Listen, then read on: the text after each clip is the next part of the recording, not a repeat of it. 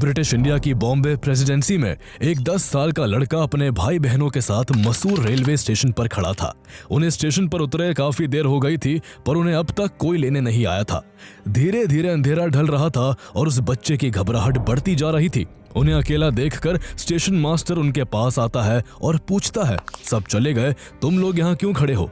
इस पर वो 10 साल का लड़का जवाब देता है कि उन्हें कोरेगांव जाना है और वो अपने पिता या उनके चपरासी के आने का वेट कर रहे हैं। उनके कपड़ों और हाव भाव देखकर स्टेशन मास्टर को लगता है कि वो बच्चे किसी ऊंची जाति के होंगे। वो मुस्कुराकर उनसे बातें करने लगता है, लेकिन तभी उसे बातों ही बातों में पता चलता है कि ये बच्चे अनटचेबल मानी जाने वाली महार जाति से बिलोंग करते हैं। उसके चेहरे के हाव भाव तुरंत बदल जाते हैं, मुस्कान गायब हो जाती है और वो सीधे मुड़ता है और उन्हें इग्नोर करके तुरंत वापस अपने कैबिन में चला जाता है, जैसे कि वो बच्चे वहां थे ही नहीं। इसके बाद एक एक करके बैलगाड़ी वाले भी उन्हें ले जाने से मना कर देते हैं। सिर्फ उनकी जाति की वजह से कोई भी उन्हें बिठाने को तैयार नहीं होता। आखिर में एक गाड़ी वाला इस बात पर राजी हुआ कि वो दोगुने पैसे लेगा, लेकिन बैलगाड़ी वो नहीं चलाएगा। मजबूरी में उस लड़के और उसके भाई बहनों को ही बैलगाड़ी चलानी पड़ी। एक तरफ रात बढ़ रही थी और दूसरी ओर उन बच्चों का प्यास से गला सूख रहा था। उस 10 साल के लड़के ने जब रास्ते में एक झोपड़ी देखी तो पानी लेने के लिए उतर गया, लेकिन तभी बैलगाड़ी वाले ने उससे कहा, चुंगी वाला हिंदू है, वो महारों को पानी नहीं देगा, लेकिन अगर तुम उससे ये कहते हो कि तुम मुसलमान हो तो शायद पानी मिल जाए। उस लड़के ने चुंगी वाले से पानी मांगा और पूछने पर खुद को मुसलमान बताया, लेकिन शायद चुंगी वाले को आभास हो गया था कि ये बच्चे सो कॉल्ड लोअर कास्ट से है, इसलिए उस लड़के को पानी नहीं मिल सका। उस बच्चे के लिए यह अपमान पहली बार नहीं था। स्कूल में भी उसे हर रोज अपमान भरी नजरों से देखा जाता था। उसके क्लासमेट्स को उसके साथ बैठना तो दूर, उसे छूना तक गवारा नहीं था। हाल ये था कि उसे क्लास में सबसे अलग एक बोरे पर बैठना पड़ता, जिसे सफाई करने वाला भी नहीं छूता था। लेकिन उस वक्त किसी को कहां पता था कि यही लड़का आगे चलकर बैकवर्ड्स एंड दलित्स की वो आवाज बनेगा जिसकी गूंज पूरी दुनिया में सुनाई देगी। किसे अंदाजा था कि यही लड़का 4 दशक बाद आजाद भारत का संविधान लिखेगा। आज जब किसी पर जुल्म होता है, जब किसी के हक छीने जाते हैं, तो उसी के लिखे संविधान से न्याय मिलता है, जिसे अछूत कहकर समाज ने ठुकरा दिया था। आइए जानते हैं कहानी उस विजनरी लीडर, महान economist, social reformer, revolutionary thinker, आजाद भारत के पहले लॉ मिनिस्टर और इंडियन कॉन्स्टिट्यूशन के आर्किटेक्ट डॉक्टर भीमराव रामजी अंबेडकर की, जिन्होंने कास्ट डिस्क्रिमिनेशन की दीवार को सिर्फ चुनौती ही नहीं दी, बल्कि उसे तर्क, शिक्षा और संविधान के हथियार से तोड़ डाला। डॉक्टर भीमराव रामजी अंबेडकर का जन्म 14 अप्रैल 1891 को मध्य प्रदेश के महू में हुआ था। वो अपने माता पिता रामजी मालोजी सकपाल और भीमा बाई की 14वीं और आखिरी संतान थे। उनका परिवार उस समय की हिंदू सोसाइटी में अनटचेबल मानी जाने वाली महार जाति से था, जो महाराष्ट्र के रत्नागिरी जिले के आमडवे गांव के रहने वाले थे। भीमराव के पूर्वज लंबे समय से ब्रिटिश ईस्ट इंडिया कंपनी की सेना में सेवा करते आ रहे थे। उनके पिता रामजी सकपाल भी भारतीय सेना की महू कैंटोनमेंट में सर्विस दे रहे थे और सूबेदार के पद तक पहुंचे थे। भीमराव के जन्म के 2 साल बाद वो रिटायर हो गए और कुछ समय बाद वो अपने परिवार के साथ महाराष्ट्र के सतारा चले गए। इतने बड़े परिवार का गुजारा उनकी पेंशन से नहीं हो पा रहा था, इसलिए भीमराव का बाकी परिवार तो सतारा में ही रहा, लेकिन उनके पिता कोरेगांव में एक कैशियर की जॉब करने लगे। जब भीमराव स्कूल में पढ़ने गए तो उन्हें यहाँ उस चुनौती का सामना करना पड़ा जिसका दंश सैकड़ों पीढ़ियों से उनके समाज को झेलना पड़ रहा था। स्कूल में महार जाति का होने के कारण उनके साथ इनह्यूमेन डिस्क्रिमिनेशन होने लगा। क्लास में उन्हें बाकी बच्चों के साथ बैठने की परमिशन नहीं थी। स्कूल में अपने साथ वो एक बोरा लेकर आते थे जिसे सफाई करने वाला भी नहीं छूता था। हद तो ये थी कि वो खुद घड़े से पानी निकाल कर नहीं पी सकते थे। एक चपरासी उन्हें घड़े से पानी निकाल कर देता था और अगर चपरासी ना हो तो उन्हें प्यासा ही रहना पड़ता। यहाँ तक कि धोबी भी उनके कपड़े नहीं धोते थे। उस दौरान ये अपंग मानसिकता आम थी कि इस बिरादरी के लोगों के छूने से कोई अपवित्र हो जाएगा। सैकड़ों सालों से समाज की आंखों पर बंधी भेदभाव की इस पट्टी ने पूरी मानवता को खोखला बना रखा था। इस तरह सोसाइटी ने बचपन से ही भीमराव को खुद से अलग महसूस कराया। हालांकि स्कूल में सभी लोग इतने क्रूअल नहीं थे। अंबेडकर के स्कूल में कृष्ण केशव अंबेडकर नाम के एक टीचर थे जो ब्राह्मण जाति से होने के बावजूद इस तरह के सामाजिक नियमों को बिल्कुल नहीं मानते थे। कृष्ण केशव अंबेडकर भीमराव की काबिलियत से काफी खुश थे, लेकिन उनके साथ हो रहे इस भेदभाव से उन्हें काफी बुरा लगता था। इसलिए उन्होंने भीमराव को अपना सरनेम अंबेडकर दे दिया और तभी से भीमराव का नाम भीमराव अंबेडकर पड़ गया। लेकिन सरनेम बदलने से भी कुछ नहीं बदला। उनके साथ छुआछूत का वो भेदभाव जस का तस बना रहा। समाज की क्रूरता झेल रहे भीमराव के साथ प्रकृति ने भी क्रूर मजाक किया। जब वो सिर्फ 6 साल के थे तभी बीमारी के चलते उनकी मां की डेथ हो गई और चाइल्डहुड में ही उनके सर से मां का साया उठ गया। इसके बाद उनकी बुआ मीराबाई ने बच्चों की जिम्मेदारी संभाली। जब वो सिर्फ 10 साल के थे तब उनके पिता ने दूसरी शादी कर ली। पिता के इस कदम से भीमराव बेहद नाराज हुए, इसलिए उन्होंने घर से भागकर बंबई जाने का फैसला किया, जहां उनके कुछ जानने वाले मिल में नौकरी किया करते थे। बंबई जाने के लिए पैसों की जरूरत थी, इसलिए उन्होंने अपनी बुआ के वॉलेट से पैसे चुराने की कोशिश की।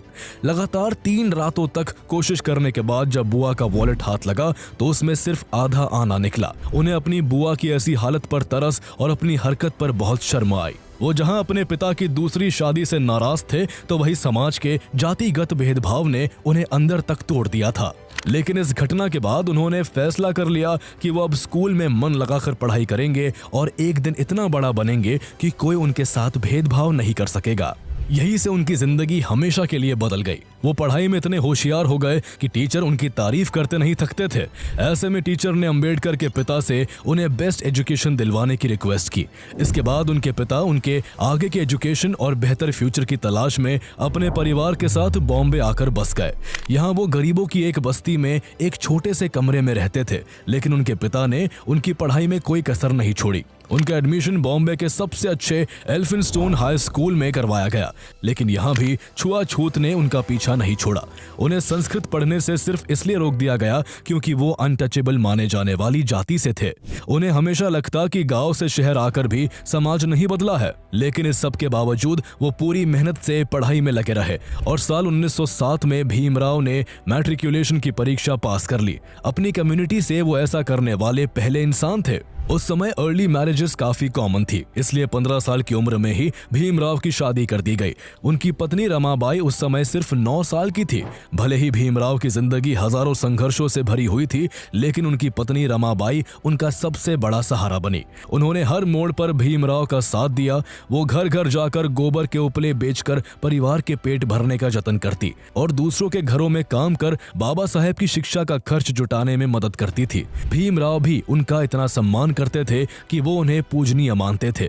भीमराव ने ऐसे ही कष्टों से जूझते हुए इंटरमीडिएट की परीक्षा भी पास कर ली, लेकिन आगे हायर एजुकेशन जारी रखने के लिए काफी पैसा चाहिए था, जिसका इंतजाम करना उनके लिए खुद से संभव नहीं था। लेकिन भीमराव इतने काबिल स्टूडेंट थे कि उनके कई वेलविशर्स उन्हें आगे बढ़ते हुए देखना चाहते थे।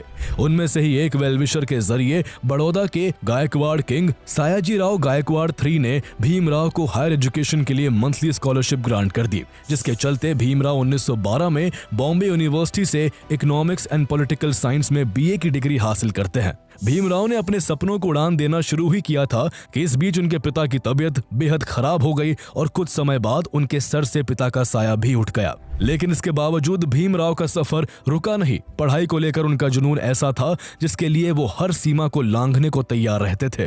साल 1913 में बड़ौदा के महाराजा ने एक स्कीम शुरू की, जिसके तहत कुछ आउटस्टैंडिंग स्कॉलर्स को आगे की पढ़ाई के लिए विदेश भेजा जाना था। भीमराव का भी इसमें सिलेक्शन हो गया, लेकिन उनके सामने एक शर्त रखी गई कि उन्हें विदेश से पढ़ाई पूरी करने के बाद 10 साल तक बड़ौदा स्टेट में सर्विस करनी होगी। उन्होंने इसे एक्सेप्ट कर लिया और 1913 में वो अमेरिका पहुंचकर कोलंबिया यूनिवर्सिटी में पढ़ाई करने लगे। यहाँ पर फ्रीडम एंड इक्वालिटी ने उनकी लाइफ को रीशेप किया। यहाँ कोई उनकी कास्ट के बेसिस पर उन्हें जज नहीं करता था। यूनिवर्सिटी में उनके main subjects economics and sociology थे। 1915 में उन्होंने यहाँ से MA की डिग्री हासिल कर ली और अगले ही साल उन्होंने national dividend for India, a historical historic and analytical study topic पर पीएचडी थीसिस भी कंप्लीट कर ली और वो पीएचडी होल्डर बन गए। इकोनॉमिक्स में फॉरेन से डिग्री लेने वाले वो पहले इंडियन थे, लेकिन अंबेडकर इतने पर भी नहीं रुके। इसके बाद वो इंग्लैंड चले गए, जहां उन्होंने लंदन स्कूल ऑफ इकोनॉमिक्स को ज्वाइन किया, लेकिन यहाँ कोर्स पूरा करने से पहले ही उन्हें जून 1917 में भारत वापस लौटना पड़ता है, क्योंकि उस समय तक 1914 में शुरू हुआ फर्स्ट वर्ल्ड वॉर चरम पर पहुंच चुका था और उन्हें बड़ौदा स्टेट द्वारा मिली स्कॉलरशिप भी एक्सपायर हो गई थी। भारत लौटने के बाद शर्त के अनुसार भीमराव अंबेडकर को स्टेट ऑफ बड़ौदा को सर्व करना था, इसलिए उनकी काबिलियत के दम पर उन्हें गायकवाड्स ऑफ बड़ौदा का मिलिट्री सेक्रेटरी अपॉइंट किया गया। पिछले 4 साल वो विदेश में बिना किसी भेदभाव के रहे थे और अनटचेबल वाली बातों से उनका कोई सामना नहीं हुआ था, लेकिन इतना पढ़ लिख लेने और ऊंची पोस्ट पर होने के बावजूद भारत में उनको उसी छुआछूत के कड़वे सच का सामना करना पड़ा। दफ्तर में उनके साथ काम करने वाला कोई भी उन्हें फाइल्स या पेपर सीधे हाथ में नहीं देता था। नौकर भी उनके डेस्क पर फाइलें फेंक कर जाते थे और उन्हें पीने के लिए पानी तक नहीं दिया जाता था। सिर्फ उनकी जाति की वजह से उनकी काबिलियत और शिक्षा का कोई सम्मान नहीं था। रहने के लिए उन्हें एक होटल से दूसरे होटल भटकना पड़ता, क्योंकि कोई भी उन्हें कमरा देने को तैयार नहीं था। आखिर में उन्होंने अपनी जाति छिपाने का फैसला किया और एक पारसी गेस्ट हाउस में रहने लगे। भीमराव को उम्मीद थी कि अपनी नौकरी के जरिए उन्हें कहीं और रहने की जगह मिल जाएगी, लेकिन इससे पहले कि वो ऐसा कुछ कर पाते, एक सुबह जब वे काम के लिए निकल रहे थे तो कुछ लोग लाठियां लेकर उनके कमरे के बाहर आ गए। उन्होंने उन पर होटल को अपवित्र करने का आरोप लगाया और उन्हें शाम तक वहां से निकल जाने की धमकी दी। भीमराव पूरी तरह से निराश और अपमानित महसूस कर रहे थे। ये घटना उनके जीवन के सबसे दर्दनाक अनुभवों में से एक बन गई। उन्होंने तय किया कि वो इस भद्दी व्यवस्था को अबॉलिश करके ही रहेंगे। सिर्फ 11 दिन नौकरी करने के बाद वो वापस मुंबई लौट गए और दूसरी नौकरी तलाशने लगे। उन्होंने कभी एक प्राइवेट ट्यूटर, कभी एक अकाउंटेंट, तो कभी इन्वेस्टमेंट कंसल्टेंट के रूप में काम किया, लेकिन ये सब तब फेल होता गया जब उनके क्लाइंट्स को पता चला कि वो तथाकथित अनटचेबल मानी जाने वाली छोटी जाति से हैं। इस तरह हर रोज भीमराव अंबेडकर को इस जातिगत भेदभाव के कांटों से गुजरना पड़ता, लेकिन उन्होंने फिर भी हार नहीं मानी और जल्द ही वो मुंबई के सिडेनहैम कॉलेज में पॉलिटिकल इकोनॉमी के प्रोफेसर बन गए। इसके साथ ही वो खुलकर पब्लिक गैदरिंग्स में भी पार्टिसिपेट करने लगे, जिससे उनकी एक लीडर के तौर पर पहचान बननी शुरू हो गई। अब तक वो जान चुके थे कि खामोश रहने से अत्याचार या भेदभाव नहीं मिटाया जा सकता। अनटचेबल्स की बात रखने के लिए डॉक्टर बी.आर. अंबेडकर को गवर्नमेंट ऑफ इंडिया एक्ट 1919 के लिए सुझाव देने वाली साउथ बोरो कमेटी मीटिंग में भी बुलाया गया। इस दौरान अंबेडकर ने Dalits and other religious communities के लिए सेपरेट इलेक्टोरेट्स और रिजर्वेशन की जोरदार वकालत की। बाद में मुंबई से ही उन्होंने एक मराठी न्यूज़पेपर मूकनायक की भी शुरुआत की, जिसमें छुआछूत की परंपरा का उन्होंने जमकर विरोध किया और ये पेपर अनटचेबल मानी जाने वाली कास्ट की आवाज बन गई। इस पेपर के एक आर्टिकल में उन्होंने लिखा, हमें सिर्फ आजाद भारत नहीं चाहिए, बल्कि सबको religious, social, economic and political equality चाहिए। बिना इक्वलिटी के स्वराज भी गुलामी के समान ही होगा। वो चाहते थे दलितों को ये विश्वास मिले कि उनका अस्तित्व किसी की दया पर नहीं, बल्कि उनके अधिकारों पर टिका है। अपने इन्हीं विचारों के चलते वो काफी पॉपुलर हो चुके थे, लेकिन अब भी उनके अंदर और नॉलेज हासिल करने की प्यास बाकी थी। वो मानते थे कि एजुकेशन ही वो हथियार है जो समाज से बुराई को मिटा सकती है। यही वजह थी कि आगे और पढ़ने के लिए कुछ लोन और कुछ दोस्तों की मदद से वो 1920 में फिर से लंदन पहुंच गए। यहाँ उन्होंने लंदन स्कूल ऑफ इकोनॉमिक्स और ग्रेस इन से अपनी बाकी की एजुकेशन कंप्लीट की। उन्हें बैरिस्टर एट लॉ डिग्री मिलने के बाद ब्रिटिश बार में बैरिस्टर के रूप में एंट्री भी मिल गई। एजुकेशन को लेकर वो इतने ज्यादा पैशनेट थे कि उन्होंने दर्जनों बड़ी डिग्रियां हासिल की, जिनमें से 4 तो केवल डॉक्टोरल डिग्रीज ही थी। लेकिन इतनी ऊंची डिग्रियां हासिल करने के बाद भी उन्हें पैसों की तंगी का सामना करना पड़ा। अप्रैल 1923 में जब वो भारत वापस आए तो उन्होंने एक बैरिस्टर के तौर पर काम करने का फैसला किया, लेकिन उनकी इकोनॉमिक कंडीशन इतनी खराब थी कि उनके पास वकालत करने के लिए लाइसेंस लेने तक के पैसे नहीं थे। ऐसे में उनके पुराने दोस्त एक बार फिर उनकी मदद के लिए आगे आए और उनकी मदद से डॉक्टर भीमराव अंबेडकर ने जून 1923 में एक बैरिस्टर के तौर पर अपनी प्रैक्टिस शुरू कर दी। बॉम्बे हाई कोर्ट में अपनी वकालत की प्रैक्टिस के दौरान डॉक्टर अंबेडकर अनटचेबल मानी जाने वाली जातियों को एजुकेट करने और उनके अपलिफ्टमेंट के लिए मूक नायक के साथ साथ बहिष्कृत भारत, समता, प्रबुद्ध भारत और जनता नाम की मैगजीन्स भी पब्लिश करने लगे। इन मैगजीन्स के अलावा वो लगातार जनसभाओं में हिस्सा लेते रहे, जिसके चलते उनकी बात देश भर में सुनी जाने लगी। वो जल्द ही दलितों के एक बड़े नेता के तौर पर उभर के सामने आने लगे। उनकी बढ़ती पॉपुलैरिटी के बारे में ब्रिटिश सरकार भी अच्छे से जानती थी, इसलिए साल 1926 में बम्बई के गवर्नर ने उन्हें बॉम्बे लेजिस्लेटिव काउंसिल के मेंबर के रूप में नॉमिनेट कर दिया। उस समय बम्बई की महाद म्यूनिसिपैलिटी में एक चवदार टैंक था जिसके पानी को दलित लोग हाथ भी नहीं लगा सकते थे। इस मामले को जब बॉम्बे लेजिस्लेटिव काउंसिल में उठाया गया तो सरकार ने दलितों के हक की बात मान ली। कागजों में तो उन्हें यहाँ से पानी भरने का अधिकार मिल गया था, लेकिन जमीनी हकीकत जस की तस बनी रही। इसके बाद 1927 में भीमराव अंबेडकर ने एक जनसभा में जोरदार भाषण देते हुए कहा कि ये बात सिर्फ पानी की नहीं बल्कि हमारे आत्मसम्मान की है। इसके बाद हजारों लोगों की भीड़ के साथ चवदार टैंक पहुंचकर उन्होंने वहां से पानी पिया।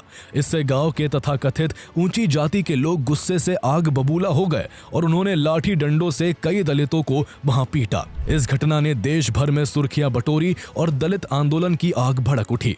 इस घटना के बाद अंबेडकर महाराष्ट्र और देश के कई हिस्सों में जनसभाएं कर ऊंची जातियों की श्रेष्ठता पर सवाल खड़े करके दलितों को एकजुट करने लगे। एक सभा के दौरान उन्होंने हिंदू धर्म ग्रंथ मनुस्मृति को ये कहते हुए जला दिया कि ये दलितों के साथ सदियों से होते आए भेदभाव के लिए जिम्मेदार है। अंबेडकर के इस कदम ने भारतीय समाज को अंदर से झकझोर कर रख दिया। लेकिन डॉक्टर बी.आर. अंबेडकर यही रुकने वाले नहीं थे। साल 1909 में मिंटो मोर्ले रिफॉर्म्स के तहत मुसलमानों को सेपरेट इलेक्टोरेट मिला था, जिसके चलते लेजिस्लेटिव काउंसिल में मुसलमानों की अलग सीटें थी और उन पर वोट भी सिर्फ मुस्लिम ही कर सकते थे। अंबेडकर का मानना था कि दलितों को भी अपने अधिकारों की रक्षा के लिए यही रास्ता अपनाना होगा। इसलिए साल 1928 में जब साइमन कमीशन भारत आया तो उन्होंने साइमन कमीशन के सामने मांग रखी कि दलित समाज को कुछ सीटों पर सेपरेट इलेक्टोरेट का राइट मिलना चाहिए, जिसमें सिर्फ दलितों को उनका नेता चुनने का अधिकार मिले। कांग्रेस के बड़े नेताओं ने इसका कड़ा विरोध किया। साइमन कमीशन के खिलाफ उस वक्त देश भर में पहले से ही विरोध हो रहा था, लेकिन अंबेडकर फिर भी इसके पक्ष में काम कर रहे थे। इसलिए उनके खिलाफ भी रोष भड़क उठा और उन्हें एक नेशनलिस्ट लीडर के बजाय सिर्फ दलितों के नेता के रूप में देखा जाने लगा।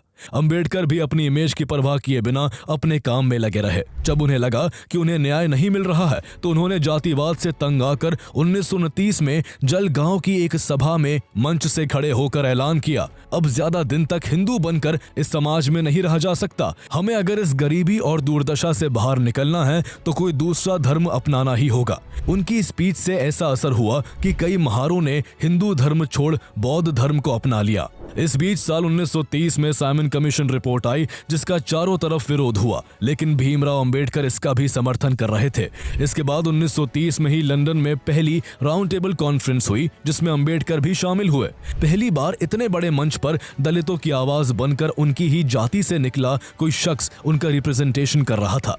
लेकिन इस राउंड टेबल कॉन्फ्रेंस में महात्मा गांधी शामिल नहीं हुए क्योंकि वो साइमन कमीशन की रिपोर्ट से सहमत नहीं थे। देश में उस वक्त तक जवाहरलाल नेहरू, सरदार पटेल जैसे कई बड़े कांग्रेसी नेता गांधी जी के साथ कदम से कदम मिलाकर चल रहे थे, लेकिन भीमराव अंबेडकर के विचार उनसे मेल नहीं खाते थे। गांधी जी के बुलावे पर डॉक्टर अंबेडकर ने उनसे पहली बार 14 अगस्त 1931 को मुंबई के मणि भवन में मुलाकात की। महात्मा गांधी ने उनसे कहा, मुझे पता चला है कि आपको मुझसे कई शिकायतें हैं। इस पर अंबेडकर बोले, गांधी जी, मेरी कोई मातृभूमि नहीं है।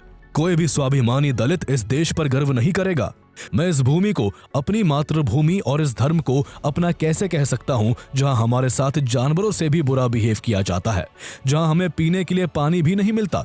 इस पर महात्मा गांधी बड़े ही रूखे अंदाज में बोले, जब आप पैदा भी नहीं हुए थे मैं तब से ही दलितों के साथ हो रहे भेदभाव और उनके अधिकारों के बारे में सोचता रहा हूँ, लेकिन मुझे हैरानी इस बात की है कि आप मुझे तब भी उनका हितैषी नहीं मानते हैं। गांधी जी ने आगे कहा, मुझे इसे कांग्रेस के मंच का हिस्सा बनाने के लिए बहुत प्रयास करने पड़े। कांग्रेस ने दलित के सुधार पर कम से कम 20 लाख रुपए खर्च किए हैं। अंबेडकर ने इस पर तीखी प्रतिक्रिया देते हुए कहा, गांधी जी, फिर तो ये पैसा बेकार गया क्योंकि इससे दलितों का कोई भी फायदा नहीं हुआ। इस तरह पहली ही मुलाकात से देश के दोनों बड़े नेताओं के बीच तनातनी की शुरुआत हो गई थी। गांधी जी वही नेता थे जिन्होंने दलितों को हरिजन का टाइटल दिया था, जिसका मतलब भगवान का सेवक होता है। गांधी जी ने इस शब्द का यूज करके सोसाइटी से दलितों के प्रति भेदभाव को दूर करने और उन्हें समाज में इक्वलिटी दिलाने का प्रयास किया था। लेकिन बाबा साहेब अंबेडकर का मानना था कि दलितों के अधिकार के लिए कांग्रेस या गांधी जी पर डिपेंड नहीं हुआ जा सकता, इसलिए उन्होंने इसकी बागडोर अपने हाथों में ले रखी थी। इसके बाद 1931 में लंदन में एक और राउंड टेबल कॉन्फ्रेंस हुई जिसमें गांधी जी भी शामिल हुए। यहाँ पर भी भीमराव अंबेडकर ने दलितों के लिए सेपरेट इलेक्टोरेट की मांग रखी, लेकिन गांधी जी उनके विचारों से बिल्कुल भी सहमत नहीं थे। उनका मानना था कि ऐसा करने से हिंदू समाज बंट जाएगा। हालांकि ब्रिटिश सरकार अंबेडकर के विचारों से सहमत थी, इसलिए गांधी जी के विरोध के बावजूद British prime minister Ramsay MacDonald ने 1932 में कम्युनल अवार्ड की घोषणा की, जिसमें दलितों सहित अन्य माइनॉरिटीज के लिए सेपरेट इलेक्टोरेट का प्रोविजन था। गांधी जी इससे काफी नाराज हो गए और विरोध में उन्होंने पुणे की यरवदा जेल में आमरण अनशन शुरू कर दिया। अनशन की वजह से महात्मा गांधी की तबीयत लगातार बिगड़ने लगी, जिससे देश के कई हिस्सों में भीमराव अंबेडकर के पुतले जलाए जाने लगे और उन्हें डेथ थ्रेट्स मिलने लगी। विरोध इतना बड़ा कि आखिरकार भीमराव अंबेडकर को 24 सितंबर 1932 को महात्मा गांधी के साथ समझौते के तौर पर पूना पैक्ट साइन करना पड़ा, जिसके तहत दलितों के लिए सेपरेट इलेक्टोरेट और 2 वोट का अधिकार खत्म हो गया। इससे पहले ब्रिटिश कम्युनल अवार्ड ने दलितों को अलग वोटर लिस्ट के साथ साथ 2 वोट का अधिकार दिया था, जिसके तहत एक दलित वोटर अपनी कम्युनिटी के कैंडिडेट के लिए एक अलग वोट देता था और साथ ही एक जनरल वोटर के रूप में भी वोट कर सकता था। हालांकि इस पूना पैक्ट में दलितों के लिए प्रोविंशियल लेजिस्लेचर्स में रिजर्व्ड सीट्स की संख्या को 71 से बढ़ाकर 147 कर दिया गया और सेंट्रल लेजिस्लेचर में कुल सीट्स 18% कर दी गई। लेकिन फिर भी इस समझौते के लिए अंबेडकर की अपने ही समाज में काफी आलोचना हुई। चूंकि डॉक्टर बी.आर. अंबेडकर इकोनॉमिक्स में भी ज्ञानी थे, इसलिए उन्होंने रिजर्व बैंक ऑफ इंडिया के एस्टैब्लिशमेंट में भी एक इंपॉर्टेंट रोल प्ले किया। उन्होंने हिल्टन यंग कमीशन के सामने अपनी रिकमेंडेशंस रखी, जिसमें उन्होंने इंडियन इकोनॉमी के लिए एक सेंट्रल बैंक की इंपॉर्टेंस और उसके फंक्शंस पर इन डेप्थ एनालिसिस को पेश किया। उनके स्टडी को कमीशन ने बहुत सराहा और उनकी सिफारिशों को अपनी रिपोर्ट में शामिल किया। कमीशन की रिपोर्ट में भारतीय सेंट्रल बैंक की स्थापना की सिफारिश की गई, जिसे बाद में reserve bank of India act 1934 के रूप में कानूनी जामा पहनाया गया और 1 अप्रैल 1935 को आरबीआई ऑपरेशनल हो गई। इस दौरान जब बाबा साहेब अंबेडकर समाज की बेहतरी के काम में लगे हुए थे, तभी उनकी जिंदगी में एक बड़ा भूचाल आ गया। 1935 में बीमारी के चलते उनकी पत्नी रमाबाई की मौत हो गई। रमाबाई की मृत्यु पर बाबा साहेब फूट फूट कर रोए थे। उन्होंने अपनी किताब थॉट्स ऑन पाकिस्तान को अपनी पत्नी रमाबाई को समर्पित करते हुए लिखा था कि उन्हें मामूली भीमा से डॉक्टर अंबेडकर बनाने का श्रेय रमाबाई को जाता है। पत्नी की मौत के बाद वो काफी अकेले पड़ गए, लेकिन इसके बावजूद वो अपने काम में लगे रहे। उन्होंने डिप्रेस क्लासेस के इंटरेस्ट को सेफगार्ड करने के लिए इंडिपेंडेंट लेबर पार्टी की स्थापना की, जिसने 1937 के सेंट्रल लेजिस्लेटिव असेंबली इलेक्शंस में 15 सीटें जीती और उन्हें बॉम्बे से member of the legislative assembly के रूप में चुना गया। यहाँ से सरकार के भीतर उनके पॉलिटिकल करियर की शुरुआत हो गई। सरकार में रहते हुए उन्होंने वर्कर्स की हालत सुधारने के लिए कई काम किए। साल 1942 में उन्होंने all India scheduled caste federation की स्थापना की, जिसके बाद उन्हें 1942 में member of the viceroy's executive council appoint किया गया, जहां उन्होंने मिनिस्टर ऑफ लेबर के रूप में काम किया। इस पद पर रहते हुए अंबेडकर कई लेबर रिफॉर्म्स लेकर आए। उन्होंने नवंबर 1942 में नई दिल्ली में आयोजित इंडियन लेबर कॉन्फ्रेंस के 7th सेशन में वर्किंग आवर्स को 12 घंटे से बदलकर 8 घंटे कर दिया। ये देश भर के सभी वर्कर्स के लिए एक बहुत राहत भरा फैसला था। इस दौरान देश और दुनिया एक ऐतिहासिक मोड़ पर खड़ी थी। सेकेंड वर्ल्ड वॉर के चलते यूरोप की हालत खराब थी और इधर भारतीय नेताओं ने आजादी की लड़ाई छेड़कर अंग्रेजों को भारत छोड़ने पर मजबूर कर दिया था। लेकिन ऐसे में देश को एक संविधान की जरूरत थी। इसके लिए 6 दिसंबर 1946 को कॉन्स्टिट्यूएंट असेंबली ऑफ इंडिया का गठन किया गया और भीमराव अंबेडकर को बंगाल से चुनकर असेंबली में भेजा गया। यहाँ उनके कंधों पर एक बड़ी जिम्मेदारी सौंपी गई और उन्हें 7 मेंबर्स की कॉन्स्टिट्यूएंट ड्राफ्टिंग कमेटी का चेयरमैन बनाया गया। बाबा साहेब अंबेडकर ने अपनी टीम के साथ 60 कंट्रीज का कॉन्स्टिट्यूशन डीपली स्टडी किया और उनमें से अच्छे पॉइंट्स चुन चुनकर भारत के कॉन्स्टिट्यूशन के लिए निकाले गए। इस संविधान को लेकर कॉन्स्टिट्यूएंट असेंबली में जोरदार बहस हुआ करती थी और इस दौरान भीमराव अंबेडकर के तर्कों को सुनकर हर कोई दांतों तले उंगली दबा लेता था। उन्होंने फंडामेंटल राइट्स पर भारतीय संविधान में काफी जोर दिया और इंश्योर किया कि कॉन्स्टिट्यूशन में सभी सिटीजन्स को रिलीजियस फ्रीडम मिले। अंबेडकर ने भारत को एक यूनियन ऑफ स्टेट्स के रूप में डिजाइन किया, जहां स्टेट्स को ऑटोनॉमी हो, लेकिन सेंटर गवर्नमेंट इतनी स्ट्रांग रहे कि देश टुकड़ों में ना बंट सके।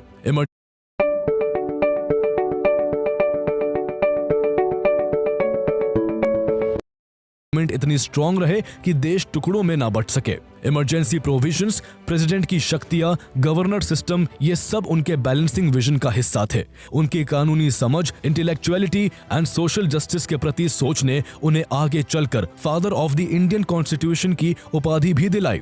बी.आर. अम्बेडकर ने कॉन्स्टिट्यूशन में SC/ST के लिए कई इंपॉर्टेंट कॉन्स्टिट्यूशनल प्रोविजन शामिल किए, जिनमें सबसे प्रमुख जॉब्स और एजुकेशनल इंस्टीट्यूशंस में रिजर्वेशन का प्रोविजन था, ताकि उन्हें मेन स्ट्रीम में लाया जा सके। इसके अलावा उन्होंने लेजिस्लेचर्स में उनके लिए रिजर्वेशन ऑफ सीट्स एश्योर किया, ताकि उन्हें पॉलिटिकल रिप्रेजेंटेशन मिल सके। इसके साथ ही कॉन्स्टिट्यूशन में आर्टिकल 17 को भी ऐड किया गया, जिससे अनटचेबिलिटी एक पनिशेबल ऑफेंस बन गया। बाबा साहेब अम्बेडकर ने सिर्फ दलितों के लिए ही नहीं, बल्कि समाज के हर वर्ग का ध्यान रखते हुए संविधान को लिखा। चूंकि उस समय तक महिलाओं के लिए अधिकार न के बराबर थे, इसलिए उन्होंने कॉन्स्टिट्यूशन में महिलाओं के अधिकारों को भी जगह दी। उन्होंने महिलाओं को इक्वालिटी, एजुकेशन और एम्प्लॉयमेंट में बराबरी दिलाने के लिए कई कानून बनाए। उन्होंने इस बात पर जोर दिया कि हर नागरिक को समान अधिकार मिले, चाहे उसका रिलीजन, कास्ट, लैंग्वेज या जेंडर कोई भी हो। Right to equality, right to freedom, right against exploitation जैसे फंडामेंटल राइट्स का फ्रेमवर्क लार्जली उनकी सोच से ही निकला। इस तरह वर्ल्ड की लार्जेस्ट डेमोक्रेसी का संविधान बनाने का काम 2 साल और 11 महीने में पूरा हो गया और 26 नवंबर 1949 को उसे कॉन्स्टिट्यूएंट असेंबली से अप्रूवल मिल गया। 2 महीने बाद 26 जनवरी 1950 को भारत का संविधान लागू हो गया, जिसे हर साल रिपब्लिक डे के तौर पर सेलिब्रेट किया जाता है। ये डॉक्टर भीमराव अंबेडकर और उनकी कमेटी का ही कमाल था कि जहां भारत ने आजाद होने के केवल 2.5 साल में अपना कॉन्स्टिट्यूशन बना लिया, तो वही भारत से अलग हुए पाकिस्तान को अपना कॉन्स्टिट्यूशन बनाने में 9 साल लग गए। इस तरह अंबेडकर ने भारत के इतिहास को हमेशा के लिए बदल कर रख दिया। देश के तिरंगे में अशोक चक्र को शामिल करने में भी उनका योगदान था। आजाद भारत की पहली सरकार में वो मिनिस्टर ऑफ लॉ बनाए गए। 1951 में उन्होंने पार्लियामेंट में हिंदू कोड बिल इंट्रोड्यूस किया, लेकिन कई ऐसे मुद्दे थे जिन पर उनकी सरकार के साथ ज्यादा नहीं बनी और इसलिए इसी साल उन्होंने कैबिनेट से इस्तीफा दे दिया। 1952 में देश में पहली बार लोकसभा चुनाव हुए, जिसमें अंबेडकर अपनी ही शेड्यूल्ड कास्ट फेडरेशन से चुनाव लड़े, लेकिन कांग्रेस की लहर के कारण उन्हें अपने ही पर्सनल असिस्टेंट रहे नारायण एस काजरोलकर से हार का सामना करना पड़ा। अंबेडकर के लिए ये एक बड़ा झटका था, क्योंकि दलित समुदाय का सबसे बड़ा चेहरा होने के बावजूद भी वो चौथे स्थान पर रहे। हालांकि इसके अगले ही साल वो राज्यसभा के जरिए फिर संसद पहुंच गए और अपने आखिरी समय तक वो इसी सदन का हिस्सा रहे। वो अपनी निजी जिंदगी को लेकर भी काफी चर्चाओं में रहे। पहली पत्नी की मौत के कई साल बाद उन्होंने डॉक्टर शारदा कबीर नाम की एक ब्राह्मण महिला से शादी कर ली। उन्होंने 1935 में नासिक के येवला में एक जनसभा के दौरान कहा था कि मैं हिंदू पैदा तो हुआ हूं, लेकिन हिंदू मरूंगा नहीं। यही कारण था कि 14 अक्टूबर 1956 को उन्होंने नागपुर में अपनी दूसरी पत्नी और अपने लगभग 3 से 4 लाख फॉलोअर्स के साथ हिंदुइज्म को छोड़कर बुद्धिज्म को एक्सेप्ट कर लिया। अंबेडकर को शुरू से ही किताबें पढ़ने का काफी शौक था। वो हर विषय पर किताबें पढ़ते थे। उन्हें 9 डिफरेंट लैंग्वेजेस की समझ थी, जिनमें Hindi, Pali, Sanskrit, English, French, German, Marathi, Persian और गुजराती भाषा शामिल थी। नॉलेज के प्रति इसी प्यास की वजह से उनकी दुनिया की सबसे बड़ी प्राइवेट लाइब्रेरी थी, जिसमें 50,000 से भी ज्यादा किताबें मौजूद थी। इसके अलावा उन्होंने अपनी जिंदगी में दर्जनों किताबें लिखी, जिनमें उनकी आखिरी किताब द बुद्धा एंड हिज धामा थी। इस किताब को पूरा करने के महज 3 दिन बाद 6 दिसंबर 1956 को दिल्ली में डॉक्टर भीमराव अंबेडकर की मृत्यु हो गई। आज भी उनकी डेथ एनिवर्सरी को पूरे देश में महापरिनिर्वाण दिवस के रूप में मनाया जाता है। 1990 में उन्हें मरणोपरांत भारत का सर्वोच्च नागरिक सम्मान भारत रत्न से सम्मानित किया गया।